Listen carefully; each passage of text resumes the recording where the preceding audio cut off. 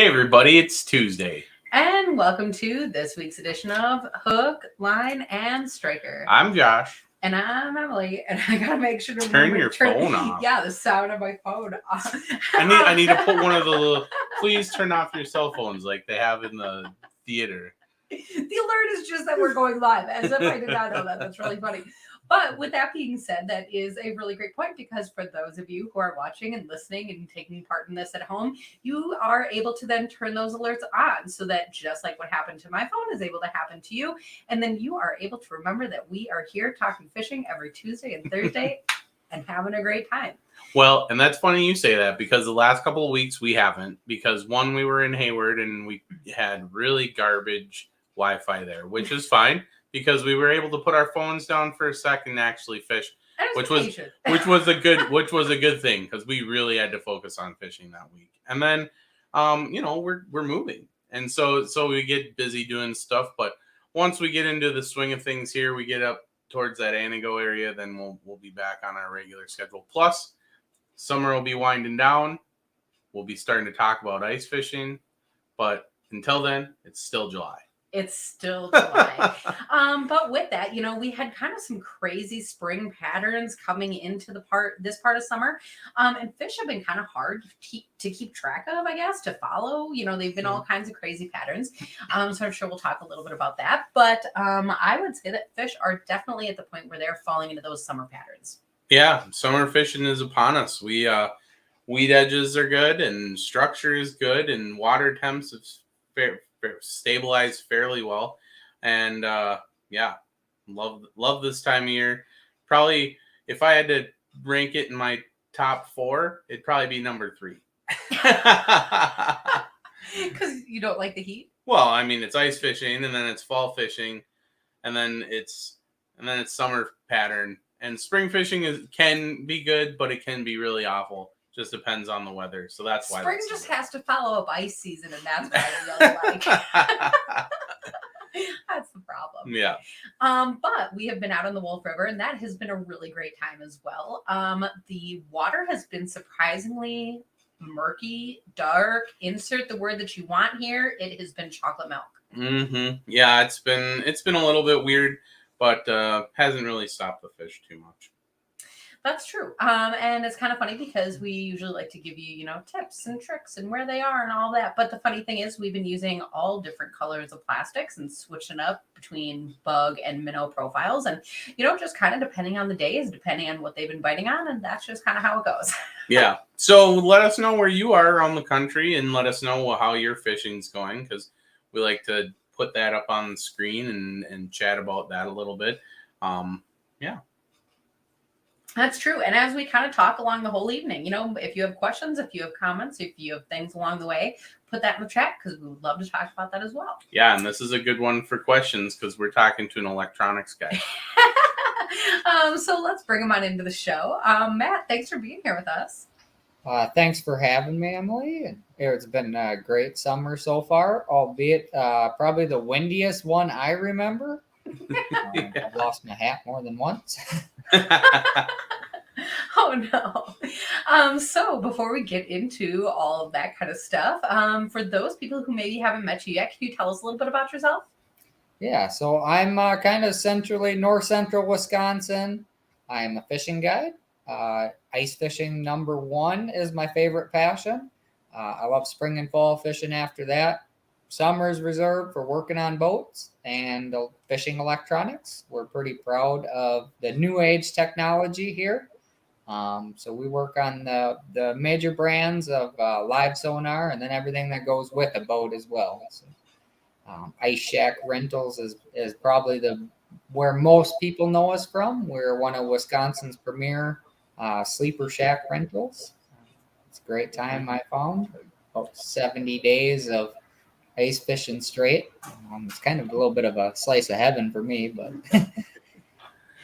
well, and that's actually really interesting, because sleeper shacks is kind of a thing that people do, in many places, the Dakotas, Minnesota, even Canada sometimes. But I feel like it's still kind of new to Wisconsin. So thanks for being here and doing that. Yeah, it's there's a lot of work involved. We don't have the plowed roads that Minnesota is so common, with the multiple resorts that team together and everybody's got an ice road. Here you make your own, or you go like we do off the beaten path, track vehicles, try to get as far from the crowd as we can and still get you back. So then with that, did you guys have a good ice season? I want to say that it gets better and better every year. Yeah. The customers are great. I hope y'all keep coming back. The fishing this year was better than the last. We ended it on a great note with a gentleman that flew in, never ice fished before. I want to say it was Philadelphia he was from, but don't quote me there. He ended up with a 16.3-inch crappie. Had never caught a crappie, never ice fished, and all of a sudden that pig come up the hole and happy, but didn't quite know what he had. It was a great winter. Big fish, plentiful fish, family friendly. That's what I like to promote. You want to be the beer drinking crowd. Minnesota'd love to have you. We try to cater to all sides of it. 3 generations is very, very common. Kids, bring your wife along. We have some of the most comfortable shacks. One even includes a fireplace. Different ones rigged with livescope electronics right on the big screen. The smaller shacks, they all got cameras in them that can show up on the TV. They're pretty high tech. That is pretty cool. So I guess that has me thinking, fishing, all that's going on down there. So, I mean, how has fishing been for you now that it's not ice season? We went out this weekend quite a bit. I went in the canoe. We found some fresh lily pads. One of my favorite setups in summertime or early summer like we're at is deep lily pads or a lily pad point. You got so much territory that's holding fish. I think I caught a dozen fish off of the same deep water point, back to back to back, like it's supposed to be. That's awesome. When you're saying deep lily pads, like, I mean, how deep are you looking? 8-9 feet. I'd like to, as far as them lily pads extend out there, you can obviously get a shoreline of lily pads, but anytime you get that deep water point, or it just gets deeper as you go, that's a structure in itself. Easiest way to get to the other side is at that point. So one going from the other side, going around, it's a lot of traffic there. Hit it from a couple different angles while casting, and I did all crankbait, running crankbaits casting this weekend, and we had excellent crappies on a crankbait. Is very fun. We probably caught 50 or 60 crappies on a crankbait. Jointed Rapalas are my favorite when it comes to that. Don't know what it is, but you're going to get a lot more crappies running a jointed bait, in my opinion, or experience. I wonder if that has to do with like size. Like a jointed bait tends to be a little bit longer or bigger than, I don't know, a non-jointed bait. Is that too much of a generalization? You do have a little bit longer bait, but I think there's just more action when you pause. The bait can have that C. That I remember way back in Fisherman article about the C shape of a wounded bait fish, and that's what triggers a predator fish to hit it. And sure enough, when a jointed bait pauses and it folds over kind of like a banana, that's when they seem to tap them. So with the crappies, I generally run it down to that 6, 7, 8 foot, and then I'll pause it and I'll just twitch it along, and it stays about that same depth. And they seem to hit it either on the pause or right as you start to reel or move the tip again, it just goes racing the other way. Okay, so I know that you literally just said this, but I'm almost going to revisit what you just said because I think that you're actually making a really great point. And you said that it came from In Fisherman, and so that's awesome of you to give him that credit. But we're talking about this here today, and let's talk about this a little bit more. So the C shape of an injured bait fish. I mean, I guess I don't know how much more you expand on that because that is just kind of what that does. But I guess I've never really stopped to consider using that as part of being an angler. Yeah, there was a big part of that article, and I was like, I got to go out and try that. And that was one of them things I, felt confident in after that. You catch 10 to 12 inch crappies. even on a river, that's one of my favorite techniques because a jointed bait also seems to cut the current a little bit better or get a little deeper. I've found. So then I guess with that, do you have specific colors that you go to, or just it doesn't matter? Go with Well, water. I think I gave up enough information on that, but I'll say I'm never too wild and brilliant on my colors. Yeah. Well, like most guys, I just kind of a neutral kind of guy. So, grays, natural colors, blacks, golds, blues, just your old-fashioned Rapala colors, and that seems to still work. Yeah. Yeah, that is for sure. So when you were mentioning like rivers and lakes, when I think of you, I think of the Chippewa Flowage. But to be honest, you fish like so many more waters than that, right? Yep. Within the Hayward area, we do our guide business up here, and we have 4 or 5 main lakes. The Chippewa Flowage is the most premier out of that. Biggest muskie come from there. That's where most people know it. To me, it's a home away from home. River-wise, the Chippewa River is a good feeder, as well as the Red Cedar River is a very fertile river in Wisconsin area here. So I don't know how many people are out there fishing the Red Cedar. I know that you guys fish the Wisconsin River a lot. Is that correct?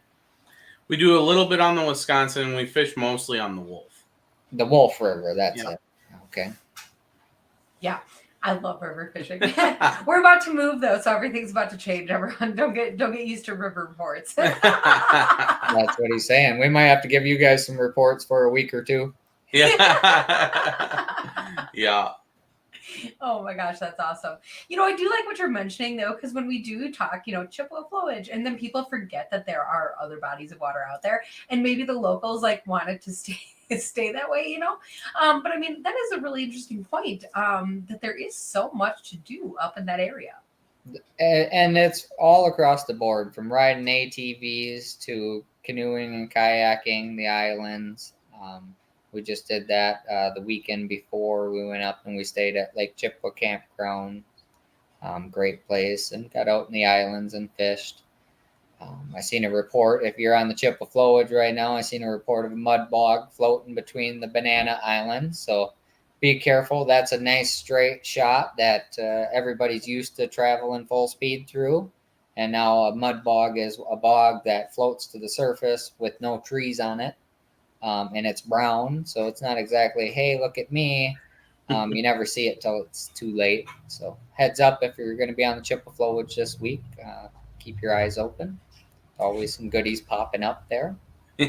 I did actually see that picture, and it is really interesting because the water, I don't know if it's just the picture or, if it's how it is right now, but the water looks a little bit dark. But like you're saying, this mud bog, like literally rose up out of the water and it sits just right at the water line because there isn't trees, there isn't bushes. You think of a bog and you think of all the wildlife on it. It's crazy. It looks like an island, but this mud bog, it blends right in with the water. Yep, I've come across more than one that it was close call on. You got to watch for the waves. If you're out there, the wave breaking, the ripples, that's what tells you something's not right in the water. You see different wave action in one spot, just out of good behavior, avoid it. Take this path or that path.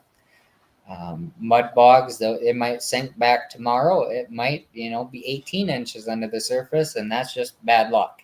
Mm-hmm. Oh. They can come and go at any time, and as we seen the island there, or the bog that likes to block the bridge, that comes and goes almost daily now. It's getting really expensive to move it back, from what I hear with the gas prices. A lot of boats. I think that was on Facebook a week or two ago with the big move. Oh. All the boats pile up on one side of the bog and push it backwards, get it out of the way, but sadly, the prevailing winds always win, and they bring it back eventually. Mm-hmm. Okay, so they should just like build a second bridge somewhere, Not a terrible idea. There's another inlet on the other side there, but It is really amazing to see, though. Like, if you've never seen this on Facebook, because certainly I've never seen it in person, but these giant bogs just go and they float right in front of these bridges and they totally block it up. Like, you cannot pass it. And you think, like, oh, it's like a Only little way bog. through, too. It is, yeah, like on some of these old maps, it is marked as like the 40-acre bog. And I don't know if it's still that big or what the deal of it. That's the remnants. These are all the remnants of the old 40-acre bog, and then there was some more. But one nice thing about Chippewa flowage is it looks different every spring. When the ice thaws and everything's done shifting around, it always looks a little different. The bogs are here that were there, and they're all getting smaller each year, though. They break down a little bit. And then they get to a point they're not buoyant enough, and they flip or sink. Oh, wow. Like with all those trees out and everything, that's really crazy to think about. Yeah, it takes a heck of a storm to break them up. So I would imagine, I'm glad we didn't see them ones. But Chippewa flowage is what right about 100 years old now, somewhere in there. Don't quote me, Facebook land. Well, that's a really good point, though, that I think maybe a lot of people don't realize is that it is totally a man-made, body of water. I guess the river was going through, but then, through damming process. And I mean, I guess I don't know how they created it. That's a crazy. There are some great documentaries on YouTube for how the Chippewa flowage was made. And it touches on both sides. It's a great thing, but it wasn't a great thing for everybody, as is the case with any kind of development project. So, visit the Chippewa flowage, enjoy its rich history, explore. I can't tell you enough. Every day you see something different. The wildlife, the birds, the deer, the bear, lots of fun encounters. You'll just look over and there'll be a deer eating the lily pads or vegetation. I'll call it that. I saw like a little tiny baby deer on like a island, like a beach island. It was so cute. It's the best picture ever. Yep, and then you're soaking in. There's a deer. It's by the water, and then it hits you. But wait a second, this is an island. Yeah. There's a deer on this island. It's like, whoa. And then same deal with. Wait a second, there's a bear on this island. So we've had more than one. I've not seen the bear yet. we beach the boat up, and you're just fishing along, out of the waves. Then and you hear some crunching and. Oh, a bear wants a drink. Let's just push back a little bit here. Yeah. Moseying right down and has a sip of water. So really awesome to watch. That is really crazy. Mm-hmm. So we talked a little bit about panfish so far. So for kind of up in your neck of the woods, what are the walleyes doing right now? The walleyes, I would say, resorting back to that deeper weeds, or if your weeds are deep enough that there's a shelf above it, they like to hover in that 6 to 8 feet above them deep weeds. I always favorite wood, so whenever there's a down tree or stumps, I love to fish that. Seems to hold walleyes year round, walleyes and smallies. Chippewa flowage is full of it. Size could always be a little better, but most people know you're not coming to the Chippewa flowage for the size. But pound for pound, you have a chance at 28-inch fish here. They do exist. They are caught, and there's enough fishermen that they're caught every year. So don't let anybody tell you that we don't got 28+ inch fish in there. I've seen them. I've touched them. So. Mm-hmm. And you had noted like the trees and stuff because it's in there, and that is actually one of the things about the flowage that truly is amazing. Is once you start looking for cribs or down wood or any, like you will find it. Like it is all over, almost to the point of like there is too much good habitat for fish. Yeah, and I do believe that they stopped allowing fish cribs to be introduced into there. No more permits for that. And my understanding is it makes it too easy for the fishermen. At that point, there is a ton of structure. There's already a bunch of fish cribs in there to add to that natural structure. That just condenses them more to the point that it's unneeded. Got to leave some for tomorrow. Yeah, that is absolutely true. I almost have the opposite experience of what you're describing though, like because we were just like casting around. Look, I'm telling you, we found like 500 cribs. I mean, obviously not really that many, but almost. And it's like, oh, this one looks like it would be great for fish. Oh, this one would be great for fish. And then all of a sudden, like all these fish just have like every spot to choose from because they're all great spots. Yep, and the life cycle of a crib is another one for the guys that like to do their research on. Is they are made of wood. They do decompose. Deeper they are, the colder, less chance. But the bait fish need the small structure inside of the crib. The big fish need enough room in there to make it through. It's that happy balance. That's a good ecosystem. Mm-hmm. You got to be able to keep the little minnows in there real deep, the bigger stuff right around it, and the real big stuff right around it. After that breaks down and decomposes, it's more of a big fish spot. So if you know that crib that finally all the branches are broken down, that's the one that the smallies and the walleyes come hunt through a little bit, or even the muskies in the northern. They take it over as this is their predator spot. I own it. My territory, stay out of it. So it's always food for thought. If it stops producing the panfish, there's a good chance it's going to start producing the predators within a year or 3. Mm-hmm. Well, and the other thing that we had a really great time with while we were out there is the cameras. So you'd mentioned using that in the winter. You can definitely use that in summer as well. And that's part of, because, our graph it'll mark like, oh, maybe a crib here, maybe a crib there. But once you're actually like seeing, we're using our AquaView, just throwing that down there. It's just, I guess that's what surprised me is to see all of that, like with your eyes. Yeah. The camera is a very important scouting tool to the point we use them in the summer. You can actually hook some of them up right to your fish finders. Being able to stick it down there and get an eye on what the marks actually are. Is it about 1,000 4-inch bluegills, or is it 40 10-inch bluegills? There's a bit of a difference. Yeah, that is for sure. And you know all about electronics because you have kind of a lot even in just the shop behind you. So, where are you at right now? So we're in the showroom number 1 of our shop. We have not a huge shop, but it's an American dream, if you will. We're chasing it. We work on pretty much every boat that comes through the door. Deck boats and pontoons getting live technology. A lot of these older guys, they like a stable platform, and personally I kind of do too. Fishing off the front deck of a pontoon gives you a full open door and the water's right in front of you, but yet it's still pretty sturdy. A lot of guys put their livescope or Mega Live right on that. I personally, I'm an Alumacraft fan as far as boat manufacturer goes, but I also like glass boats. Ranger, Skeeter, Warrior, all those make some pretty good boats to fish out of. But I started with a rowboat, and I'm sure a lot of guys like us have stories like that, don't they, Josh? Yeah, absolutely. Well, and like you started, the whole conversation saying that you went out in the canoe most recently. It's like, that's exactly what it's about. My favorite boat is the one that'll get me fishing. Yeah, it all depends on where you want to go. Sometimes you got to take the canoe down the river. Sometimes you got to take a big boat 20 miles out.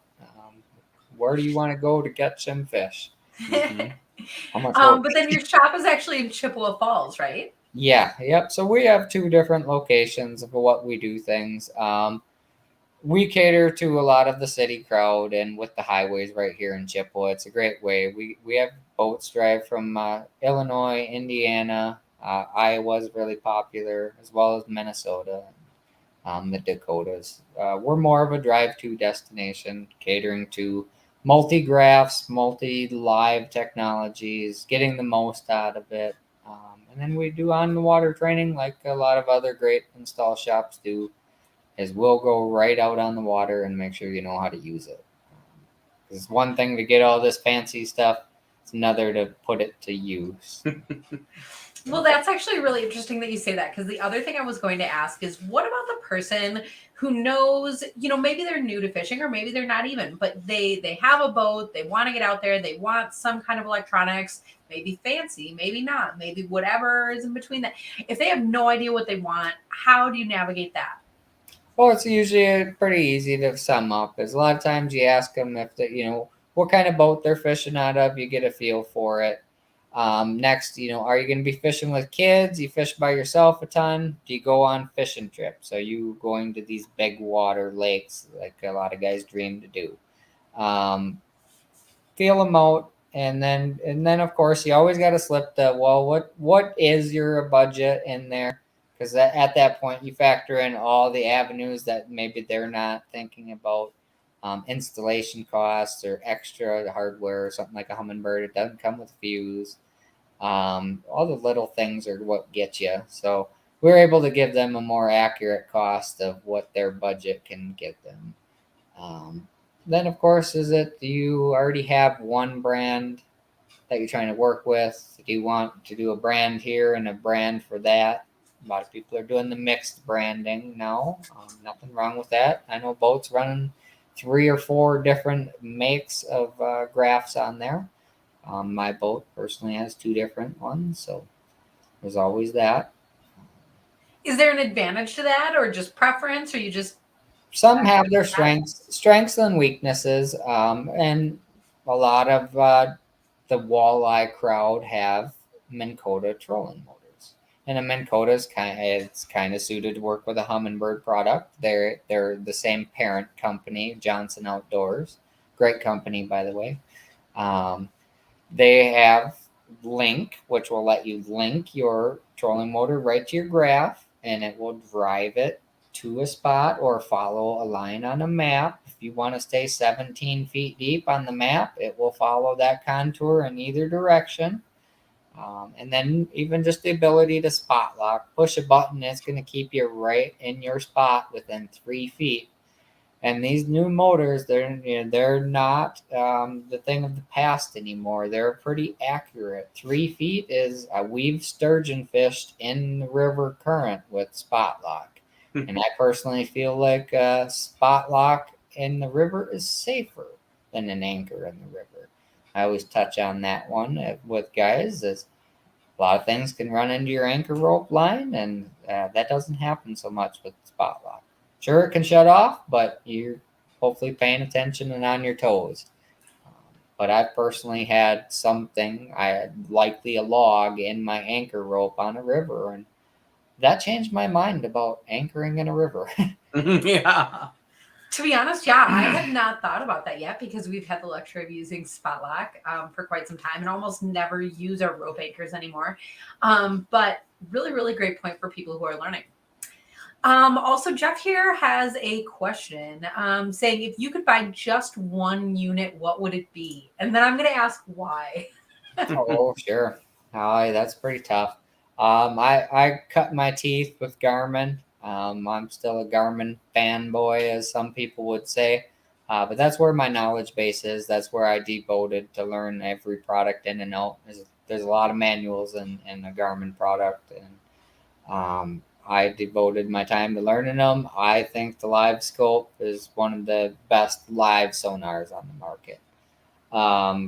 If it was, graph wise, they each have their attributes, strength and weaknesses. Pick which one you want to work on most. You got to connect to your trolling motor, then you can get a different option to do your live sonar. But I'm a livescope fan. I've learned a lot from it. I've taught a lot about it, and I can thank won't say my success, but where we stand today, thankfully, is through Garmin and livescope. So that's your unit, is the livescope. Yeah. It just, you got too much information. It's much top to bottom, up to 120, 130 feet away. You can detect bait, structure, fish, know which direction they're facing. Some would say it's cheating. I say it's the best informational product that you could get to teach you how to fish. 1,000 articles doesn't compare to a day or two on the water with livescope.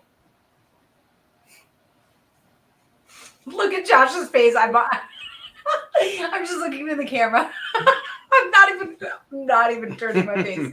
We don't have one of those units yet. Yeah. We'll have to fix you guys up. one of these days. I think that's a really great point, though, because you know, finding fish is one thing. Everyone can use any graph to find fish, you know, but I think that you're making a great point about what you can learn about it. Because once you can detect the movement or what they're following or running from or doing, or, you know, there's just, I think of one time that we were it was getting towards fall and crappies were pushing out towards the middle of the lake and just kind of in schools moving around. And I mean, sometimes you can keep up with them and you can really jig a whole bunch up. And that can be a really great time. On this one specific day, we could not keep up with these crappies. We're like, what is going on? We just happen to have our AquaView with us. We just happen to put it down at the right time and just happen to land at the right depth of water and just happen to turn the camera and there's like a giant muskie there. Like how, yeah, like that is so random to be able to put the camera down and see that, because all of these fish are getting pushed around by this muskie who I imagine is having a fabulous feast, but it's all happening so quickly. And so, you know, it was lucky of us, again, like I said, to be able to put the camera down and to be able to see that and learn from that moment. But if you have something like a graph that can indicate, hey, there's a large fish chasing around all of the other fish, you're like, man, how much time does that save in learning those different pieces of what's going on? Yep, and part of it is we all have busy lifestyles now. There's not the time that we used to have. So be able to get out there and cut the time down of searching, from searching to catching, especially if you got the grandkids or the kids with you. Most of them pick up on it better than we do ourselves. They can see the baits fall and fish head right towards them. They love it as much as we do. I recommend it for anybody that takes kids out. They're not getting off the video games anytime soon, so you might as well get the video games outdoors for them. Is my opinion of it. I'd love to say that they're not going to play video games, but they play video games. So make them do it in a boat.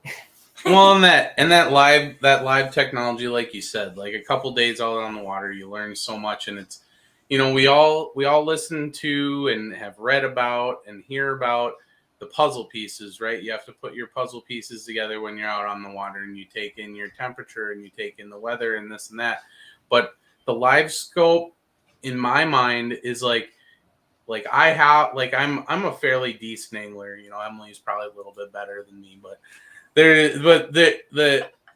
you can put the puzzle pieces together, but the live scope takes your puzzle and flips it so you can see the picture, right? Yeah, so you can put all the puzzle pieces together and have a pretty decent day of fishing with an upside down puzzle, right? Because all the pieces are there. You know what the puzzle is, but you don't know what the picture is. And so when you have that live scope, you can, like you said, you see the direction they're facing and everything you can't put together by just within a few minutes. You can generally see if they're neutral or downright negative. You can just tell by looking at them, holding tight to bottom or lethargic moving.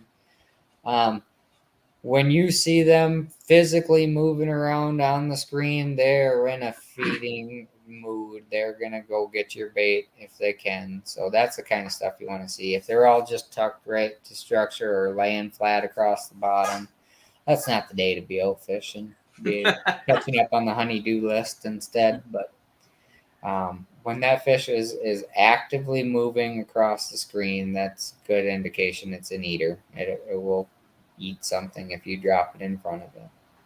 Being able to gauge size is great as well. It gives you a pretty accurate idea of how big of the fish you are going after is.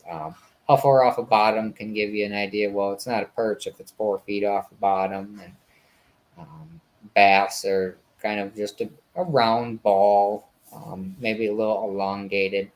Walleyes are more of like the fish arch, but with a ball at the front of it, kind of like a sideways comma.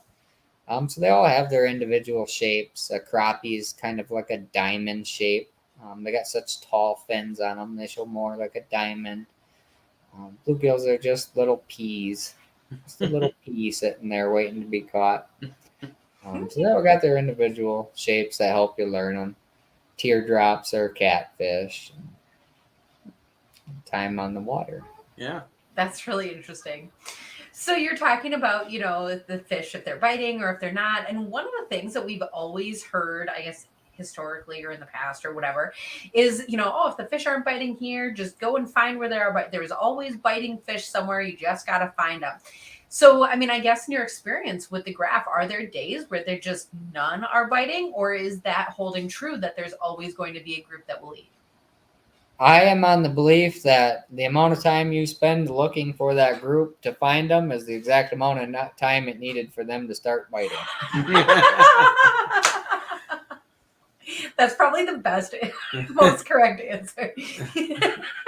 So one nice thing about the sleeper shacks is we have multiples. We can tell when the fishing as a whole is bad or the fishing location is bad. And when the fishing location is bad, we do our best to change the location to make sure the fishing is good. But when the fishing at 5 or 6 shacks is slow, we could move you around the whole lake. There's a good chance it's going to be slow all across the board. But when it lights off, I promise you want to be ready for it. So use that time to plan for when it's going to pick up. The pre-thunderstorm thing, snowstorm events, I am on the board that it happens a lot sooner. It's not hours before the storm. It's 12 to 14 to 20 hours before the storm, I have found is the best fishing. And then it just progressively gets worse. Maybe other people experience it differently, but I've always found them big ones, the big storms coming, the big low pressure, high pressures. Earlier that you can go fishing the day before, you're going to do better than the day of the last couple hours. I always look for consistent weather patterns. Yep. I mean, but we haven't gotten that lucky because, like we said earlier, this is like the year of wind.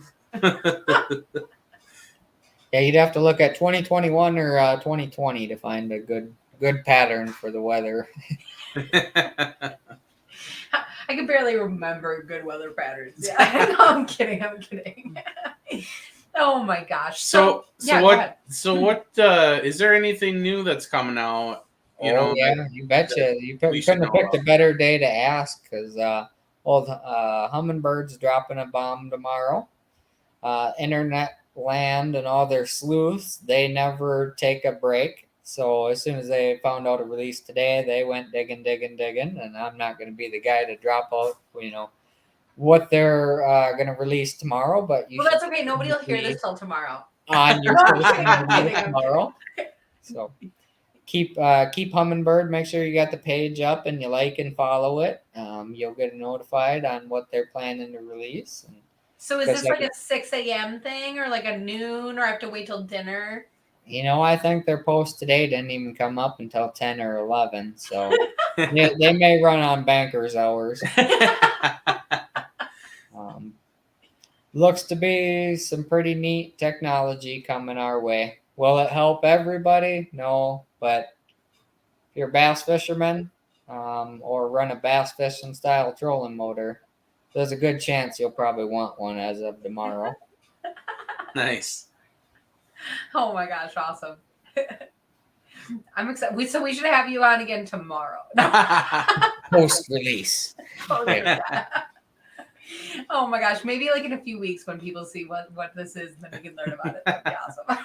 Yeah, I'll be interested to see, how fast and how many they can put on shelves. That's always the question with new product releases. And I'm sure they'll have plenty of people standing in the line to get them. Hopefully they don't get tired and stand in the line, and that everybody gets one and they can get them on the water. And we all know how good they work. But. Well, and speaking of inventory, how's that treating you? I know that in some areas of the fishing world we're still waiting on stuff, and other areas they're like, oh, everything's back to normal. So where are you standing with electronics? I would never say we're back to normal yet, but I definitely hope we get back to normal soon. The products are getting easier to get, but the most popular ones are still really tough. We just got a whole batch of livescope pluses, so just about everybody that wanted one through us is all caught up. So the next batch, we will have a shelf full of them. We have Mega Live on the shelf. We have a couple of Mega 360s. So we have some of the hardest to get. We have a whole wall of trolling motors. I'll give you a little swing quick. But we have a whole wall of trolling motors back there of some of the hardest to get. We got Alteras and Ultruxes and Tarovas. Yeah, I will say I've lost some sleep over making sure that my customers catch fish and have the products to do so. We do a lot of tracking down parts and ordering them ahead of time and eating a little bit of ramen noodle for now. And we'll have a nice little shop here in the coming years. Right now, we can fit about 5 to 6 boats inside, depending on how big they are. We're doing autopilot on one boat for the big water. Another one is an Altera. Boat tomorrow's getting a Tarova trolling motor, and we've got just about week just about booked up. Last week is a brand new Skeeter that got full Solix spread, 2 Solix 12s and a Solix 10. It was an incredible setup. He has that boat has a rear bench seat, almost like a couch. It's pretty neat. It's perfect for 2 people to sit back and fish. And we mounted a graph right on the side, right here, with a live, so that you could see the fish. And just sounds perfect. put your feet up right over the side. I'm not calling it lazy fishing, but if you do want to take a break after a long day of fishing, you can still fish, but comfortably. Oh my gosh. Okay, I'm taking notes right now. But you've made some great points talking about all of this. Is even if somebody comes to you and knows the graph that they want or the trolling motor they want, to be able to kind of put all of that together, to have the know-how, or like you were saying, how to mount those graphs. Do you need accessories? Do you need pieces, plugs, or wires, or things and stuff? And it's like, I feel like there's no way that I could learn all of that well enough to like do it on my boat. So, I appreciate having people like you out there, especially when you said that after you install it, that you take people out to show them how to use it. It does not get better than that. Every Garmin Force trolling motor is a very complicated trolling motor. I won't say very complicated, but more than what a guy's used to. So it takes a while to learn, or everyone that I install gets a free hour on the water. We go out there and I show you exactly how to run it. And then you can call me, all hours of the night usually. But we get a lot of phone calls on how to do this and how to do that. My unit's doing this. So we offer our own whole tech support side of things for our customers. That is 7 days a week. That's about one of the perks here. As I got to carry 2 phones and I'm going to answer both of them. So you can bet me or somebody is going to get back to you. If you didn't hear back from me yet, I promise that you are on the list. Sadly, some days the number of people calling is more than the number of people we can return. But most are pretty understanding.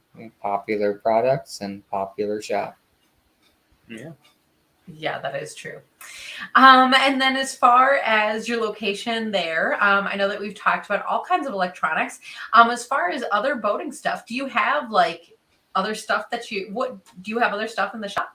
Oh, you betcha. We carry from small water to big water, but the fun water, right? We caught some fish or it's 95 and I'm done catching fish. I'd rather just take a lap around the lake, throw the kiddos in a tube, and we can just cruise around the lake, drag them around. And so we have a whole lineup of water sport side, towables, inflatables, and even like the lake playstations where you blow it up and anchor it down. So we call that division of the business Two Sisters Tubes. And that is our 2 daughters. They are 4 and 10, and this is their little side business to learn that doesn't grow on trees. You got to work for it a little bit. You got to be knowledgeable and you got to be kind. So they get to run their own little business, and they all get a little portion of each sale towards their college fund. So that's kind of the goal there, is to help with the huge college expense of 2 kids. So I couldn't imagine the 4s and 5s, and God bless you all. Yeah. That is super cool. So all kind of boat accessories, no matter what you're looking for, it sounds like that is the place to be. That's really great. Mhm. Yeah, we cater to everything except mechanical. I'm not saying I want to keep my hands clean, but for 15 years, my hands were dirty enough that I'm happy to keep them clean and still accomplish a lot now. That's a young guy's game, so we work on the fun stuff.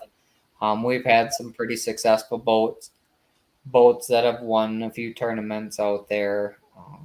We get a lot of great customers, and then they tell their friends, and we get more. And then Awesome. more. Yeah.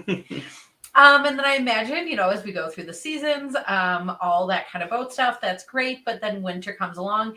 And do you stay open all winter, like with the graphs and all of that? Yeah, so we do have the shop, and we're excited to announce some great products coming this winter as well. So believe it or not, we are going to carry Striker products. Most excited about that because I wear them, I rep them, and they have saved several of my friends' lives. And it's an important thing to have, the float suits especially. We know that most guys they're the first ones to get the float suits, and we get a lot of families involved. This winter, we're catering to the families. So if you're looking to get a float suit for your wife or daughter or son, maybe even just a smaller person that the adult size doesn't quite fit, we're going to try to cater a very good selection of the female and the kid side of it, so that you come on the trip, let us know what size they are. We can have a float suit right there, ready to go for every member of the party if they'd like. Awesome. Custom fitted. We know how to make them fit properly. More than once last year, we found ourselves on our knee out there on the lake, adjusting the height and trimming everything up so she looks nice and they fit good like they should. So Mhm. I think parents like that, and knowing that they're supporting a business that gives back is another part of it. That is super cool. So for people who maybe just want to check out your shop online, do you have like a website, a Facebook page for that? Yeah, so we got the website's the biggest one. That's where you can actually buy the products. The Facebook, that's where we let you know what's in stock this week. Bigfishencounters.com. There you have the option of seeing all the products we sell, or you can look over at some of our installs. Our ice shacks is popular. And we hope to have a full electronic booking this season for our ice shacks, hopefully with the calendar and everything. We've always preached that we don't open bookings on the ice shack till September 1st. That gives everybody time to get their plans in order. You book the year before, a lot of things change. September 1st, the website will go live, and you'll be able to reserve your spot in your shack of your choice. That way, when they're booked, and we'll see you next year, kind of thing. Cool. That is awesome. So lots of great stuff there when you're on that website. Lots of good information. Fishing, no matter what the season, or items to get you fishing. So that's really exciting. And love hearing that you're going to have some Striker stuff in your shop this coming year, because that's going to be really great for people getting out with you. Mm-hmm. Exactly. Lots of people come. I won't say ill prepared, but not prepared for conditions at hand. Yeah, that's for sure. And go early, go late, go prepared. That's, I guess, the Striker motto. So that's like perfect. But I guess for people who are looking for trips or looking to get out, that is a perfect way to be able to do that. So, gosh, I know it's July, but you have me excited for ice season. It's only 6 months. Only 5 and a half, maybe. I'm always a little bummed that my season doesn't get run until January 1st. I'm a little jealous of them northern Minnesota boys. They get to get rocking sometimes as early as Thanksgiving, but realistically, mid-December they're rocking and rolling, and we don't get out until January 1st, roughly. Mm-hmm. But we also get some of them smaller lakes, bigger fish that instead of them bigger lakes, smaller fish that I won't say Lake of the Woods, but anybody that's been up there knows what I mean. Oh my gosh, that's awesome. Well, and we look forward to hearing how fishing is going and all that kind of stuff. We're gonna keep in touch with you, and hopefully we'll talk again maybe in ice season. Yeah, absolutely. Check in the fall when the crappies are on the tear. October is always a great time for crappies.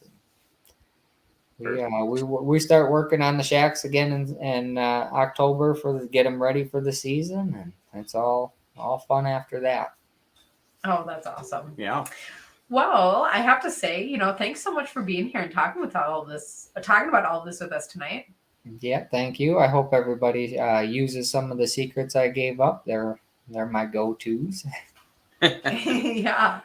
And to everybody at home, we do love having you guys here, just like you said. The questions, the comments, the things along the way, that's always part of the fun. So to all of you guys at home, thank you for being here, and hope to see you on next week's edition of Hook, Line, and Striker. Night, everybody.